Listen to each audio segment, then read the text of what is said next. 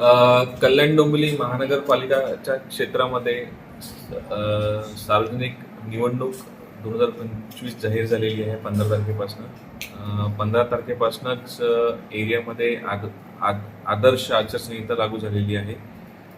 त्या अनुषंगाने हेडक्वार्टरला एक सिंगल विंडो सिस्टीम आपण ओपन केली आहे. तसेच 9 RO आहेत, तर 9 ROच्या स्तरावर सुद्धा सिंगल विंडो सिस्टीम आपण ओपन केलेली आहे.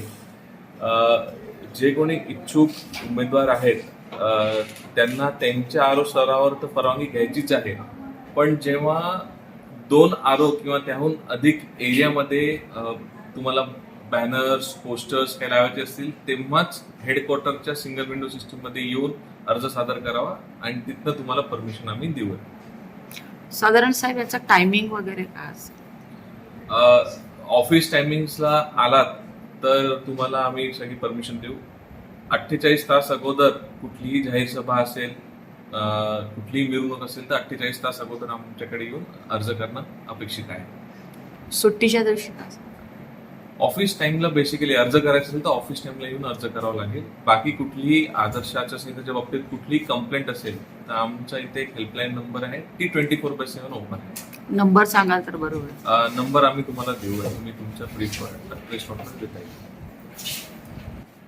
सर्व इच्छुक उमेदवारांना आवाहन करू इच्छितो की कल्याण डोंबिवली महानगरपालिकेतर्फे आदर्श आचारसंहिता या कक्षामध्ये एक 24/7 हेल्पलाईन नंबर आम्ही सुरू केला आहे. आमचा हेल्पलाईन नंबर 0251 22111866 हा आहे.